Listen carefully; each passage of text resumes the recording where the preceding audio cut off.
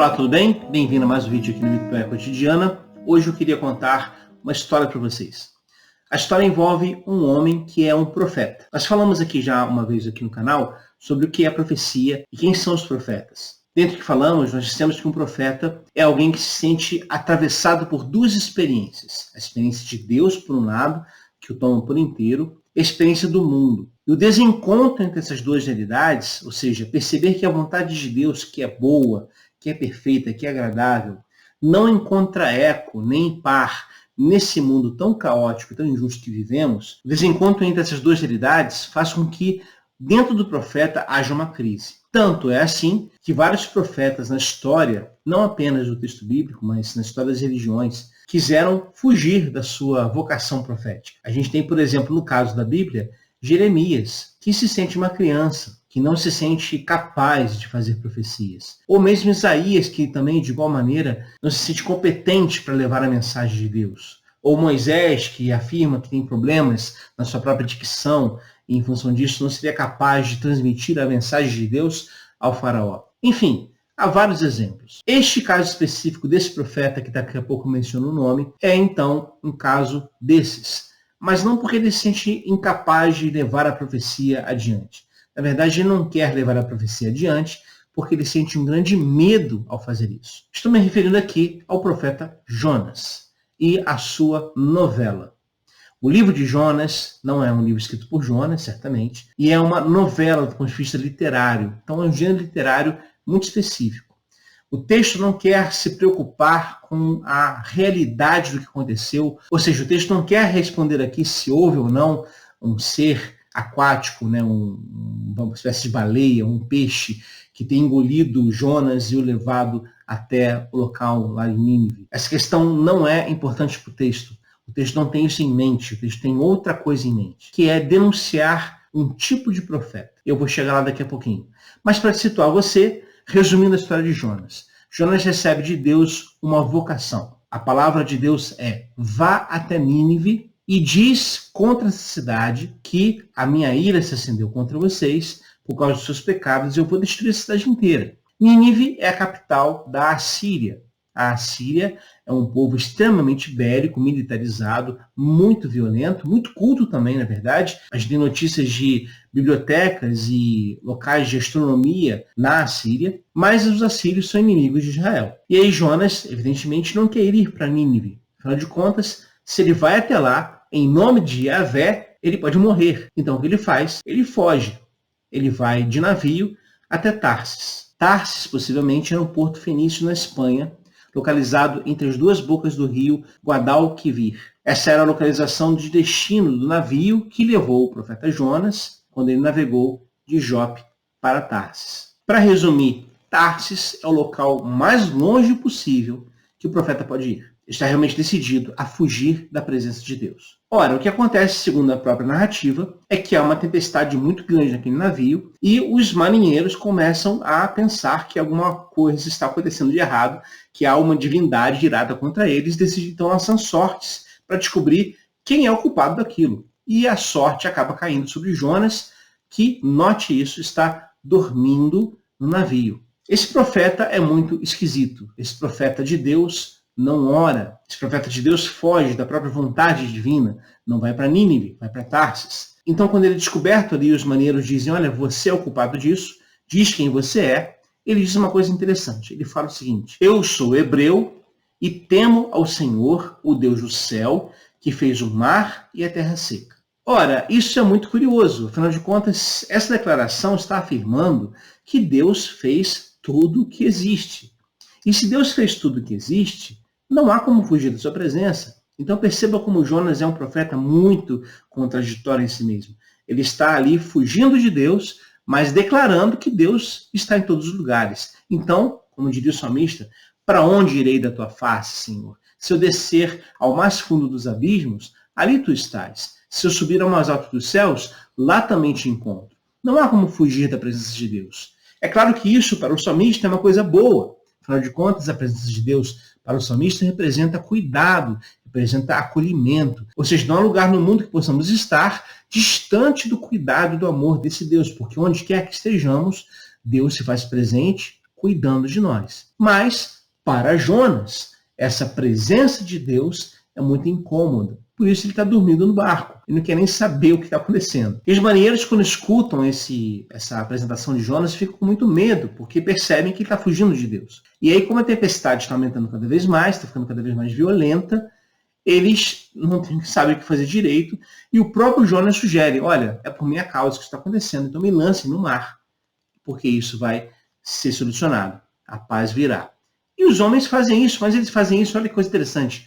Eles são, em teoria, pagãos, ou seja, eles não são judeus, eles não são hebreus como Jonas é. E eles dizem o seguinte na sua oração: Ah, Senhor, nós te rogamos que não pereçamos por causa da alma deste homem, e que não ponhas sobre nós o sangue inocente, porque tu, Senhor, fizeste como te aprouve. E eles lançam Jonas ao mar. E assim que eles lançaram Jonas no mar, o mar cessou a sua fúria, a tempestade acalmou, e diz o texto que eles fizeram votos e sacrifícios ao Deus dos céus, ao Deus hebreu. Ou seja, de uma maneira, eles são muito mais vinculados liturgicamente ao Deus de Israel do que o próprio profeta Jonas. E quanto a Jonas, Deus preparou um grande peixe para que ele estivesse dentro desse peixe durante 3 dias e 3 noites. De novo, repito aqui, não é intenção do livro de Jonas apresentar essa narrativa com um grau de literalidade ou de historicidade. Não é essa a preocupação. Isso é uma novela, ou seja, é um gênero literário que tem como principal razão de existir uma moral, apresentar uma moral ao final. Então vamos ver qual é essa moral. Depois que está lá 3 dias dentro desse peixe, e eu acho engraçado esperar 3 dias para começar a orar, esse profeta é muito esquisito, mas Jonas ora a Deus, e aí Deus faz com que o peixe vomite Jonas nas praias de Nínive. E aí pela segunda vez vem a Jonas a mesma palavra profética: se levante, vai até Nínive e clama contra ela, porque o pecado da cidade chegou até mim. E Jonas faz isso. Jonas anda pela cidade durante 3 dias, proclamando o juízo divino contra aquela cidade. Basicamente dizendo o seguinte: se vocês não se arrependerem, Deus vai castigar vocês. E aí acontece uma coisa muito curiosa. A mensagem de Jonas é aceita. Não apenas aceita por algumas pessoas, mas é aceita por todo mundo da cidade. Até mesmo o rei da cidade, ao ouvir aquelas palavras, se arrepende, se humilha diante de Deus e clama por misericórdia. O texto diz o seguinte: essa palavra chegou também ao rei de Nínive, e ele levantou-se do seu trono, tirou de si as suas vestes, cobriu-se de saco e sentou-se sobre a cinza. E fez uma proclamação que se divulgou em Nínive, pelo decreto do rei dos seus grandes, dizendo: nem homens, nem animais, nem bois, nem ovelhas provem coisa alguma, nem se lhes dê alimentos, nem bebam água, mas os homens e animais sejam cobertos de sacos e clamem fortemente a Deus e convertam-se, cada um do seu mau caminho e da violência que é nas suas mãos. Quem sabe se voltará a Deus e se arrependerá e se apartará do furor da sua ira, de sorte que não pereçamos. Isso é incrível. A palavra do profeta tem 100% de aprovação, de aceitação e de inserção naquele grupo. A cidade inteira, aparentemente pelo texto, se converte a Deus, se arrepende dos seus maus caminhos. A cidade inteira. Essa conversão em massa é uma coisa incrível. E aí, olha que coisa interessante. Deus decide, por sua própria misericórdia, não agir em furor contra aquela cidade, não destruir aquela cidade. O texto diz que Deus viu ele se convertendo do seu mau caminho e decide, então, não mais castigar aquele povo, mas perdoá-lo. Ou seja, dar uma nova chance, dar um recomeço. Olha que coisa bela, não é isso? Olha que coisa fantástica, então, para o próprio profeta Jonas. Um profeta que tem uma mensagem que é 100% aceita, 100% de afirmações positivas, de resposta positiva. Ele deve estar nas nuvens, afinal de contas, a sua vocação profética foi atendida. Ele clamou e a cidade ouviu e Deus, então, decidiu perdoar a cidade. Jonas deve estar muito feliz. Não, Jonas está completamente irado, tomado por uma raiva incrível. Raiva essa que se expressa numa forma de oração a Deus, dizendo o seguinte: ah, Senhor, não foi essa a minha palavra, estando ainda na minha terra? Por isso é que me preveni fugindo para Tarsis, pois sabia que és Deus compassivo e misericordioso, longânimo e grande em benignidade, que te arrepende do mal. Peço-te, pois, ó Senhor, tira a minha vida, porque melhor me é morrer do que viver. Esse profeta é muito estranho, perceba. Ele acabou de dizer na sua oração que Deus é misericordioso, que Deus é longânimo, que Deus gosta de perdoar, mas ele não consegue aceitar a concretização na vida dessa doutrina. Enquanto permanece doutrina na sua cabeça, tudo bem. Deus é bondoso, Deus é misericordioso e os ninivitas que se explodam. Mas quando a misericórdia de Deus concretize na vida dos ninivitas essa declaração de fé que o Jonas faz na sua oração, Jonas fica irado. Que coisa curiosa. E é uma ira que faz Deus perguntar ao profeta o seguinte: é razoável essa tua ira? Ou seja, esse seu estado de ânimo tem sentido, Jonas? Por que você está assim? E o Jonas sai da cidade batendo o pé, certamente. Se ele fosse uma criança de 5 anos, talvez estaria prendendo a respiração até ficar roxo. E sai e vai até o alto da montanha. E diz o texto que ele fica olhando a cidade para ver o que iria acontecer. Porque acho que lá no íntimo, lá no fundo do seu coração, ele nem pensava o seguinte: vai ver, Deus vai se arrepender de ter se arrependido e vai destruir a cidade. Tomara que isso aconteça. Tomara que esses ninivitas sejam surpreendidos com uma chuva de meteoro divino caindo sobre eles. Tomara que eles sejam surpreendidos com Deus castigando a todos ali com a sua ira divina. Olha, Jonas é alguém que não consegue concretizar o discurso sobre Deus, que é um discurso repleto de graça, com as questões da vida do cotidiano. E aí o que acontece na história, o final da novela é o seguinte: e Deus fez crescer uma planta, uma aboboreira, ao lado de Jonas, e a sombra que essa planta projeta protege Jonas do sol, e ele fica alegre com essa planta. Afinal de contas, pelo menos é um consolo que ele tem naquele lugar. Mas, no dia seguinte, Deus manda um verme que mata aquela planta, e aí a sombra que Jonas tinha desaparece. E aí o texto diz o seguinte: aconteceu que, aparecendo o sol, Deus mandou um vento calmoso oriental, e o sol feriu a cabeça de Jonas, ele desmaiou e desejou com toda a sua alma morrer, dizendo: melhor me é morrer do que viver. Eu não quero faltar aqui com respeito a Jonas, mas, meu Deus, ele parece uma criança mimada que perdeu o seu brinquedo e tem muitos brinquedos no quarto. Ele é alguém insuportavelmente chato. Ele é alguém tristemente aprisionado em uma certa forma de ver o mundo, e que isso faz com que ele se perca em si mesmo, queira a morte para si. E aí, mais uma vez, Deus vai perguntar a Jonas o seguinte: é razoável essa tua ira, Jonas, por causa de uma planta? E Jonas responde: é, claro que é. Essa planta não deveria ter morrido. E aí Deus diz o seguinte: Jonas, você está preocupado com uma planta que você nem teve o trabalho de fazê-la crescer, nem se desenvolver. Você não acha então que eu teria cuidado com uma cidade tão grande quanto Nínive, com mais de 120 mil pessoas, que são inclusive incapazes de discernir direita entre esquerda e direita, são gente que precisa de ajuda? Você não acha que eu teria misericórdia deles? E a ausência de resposta de Jonas é mais um indício de que estamos diante de uma novela, do ponto de vista literário. Porque não há preocupações em esperar a resposta de Jonas. Esse Jonas não é um personagem histórico.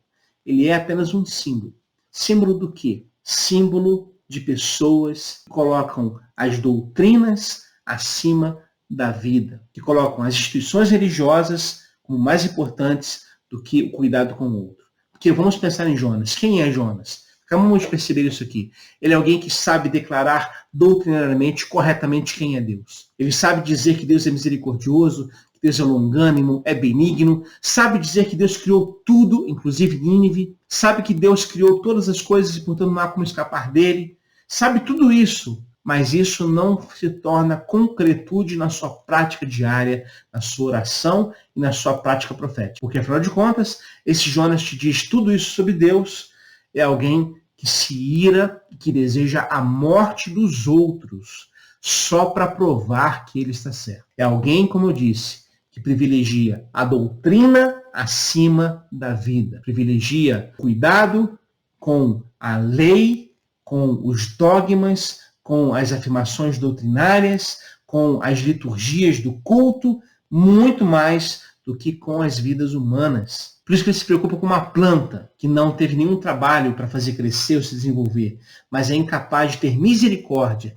de pessoas, de seres humanos. Pessoas assim, gente, são insuportáveis. Pessoas assim amam mais as estruturas do que as vidas, do que as pessoas. Pessoas assim são capazes de declarar doutrinariamente coisas fantásticas sobre Deus, mas são incapazes de concretizar o que dizem na vida dos outros. Falam que Deus é maravilhoso, que Deus é misericordioso, que Deus é amor, mas na prática odeiam, destroem e matam tudo que conta pela frente. São pessoas que dizem que Deus é amor, mas sempre colocam mais essa frase, usam esse suposto amor divino como arma para atacar pessoas. Dizem que Deus é um Deus misericordioso, é um Deus que ama, um Deus que cuida, mas transformam a sua própria espiritualidade num processo de vigilância eterna contra os outros, tentando destruir o prazer que os outros têm. Esse tipo de gente é insuportável estar diante de pessoas assim, porque elas são desumanas, porque elas são incapazes de ter compaixão de pessoas, porque elas são capazes de enxergar e de ver e de desejar a morte de 120 mil pessoas, só para provar que elas estavam certas no final. É o mesmo espírito que aparece nos discípulos de Jesus lá no caminho para Samaria, quando os samaritanos rejeitam Jesus e os discípulos querem ver fogo caindo do céu para matar aquelas pessoas. É o mesmo espírito que a gente vê hoje em dia, quando em nome de Deus se policiam a liberdade de ser dos outros, transformam Deus em fiscais da vida alheia. Ora, isso é um profeta que não é profeta de verdade. Jonas aqui é um profeta que não é profeta. Se fosse, ele estaria celebrando junto com Deus aquelas pessoas que decidiram abandonar o caminho da violência, do caos, da morte, para abraçar a vida, a pacificação e a solidariedade. Mas não é assim que Jonas age nesse momento. A história mostra isso. É isso que ela revela.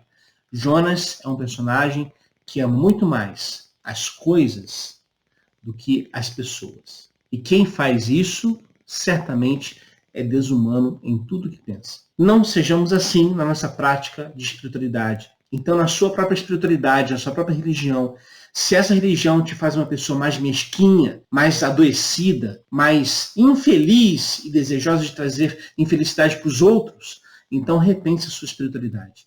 Referindo-me agora especificamente aos cristãos, quem se afirma como discípulo de Jesus não pode se escandalizar com a alegria dos outros. Ao contrário, deve agir para proporcionar a continuidade desta alegria. Lembre-se de Jesus no casamento em Caná da Galileia? Quando o vinho acaba, Jesus age não para destruir a festa, mas para dar continuidade a ela. Esse é o nosso caminho, essa é a nossa vocação. Que sejamos assim, e sendo assim, seremos profetas e profetisas verdadeiros. Então é isso, pessoal. Quero agradecer muito a atenção de vocês. Se vocês gostam desse vídeo, estão gostando do canal, façam seus comentários, compartilhe o conteúdo, ajude o canal a crescer e a gente se vê no próximo encontro. Um abraço e até lá.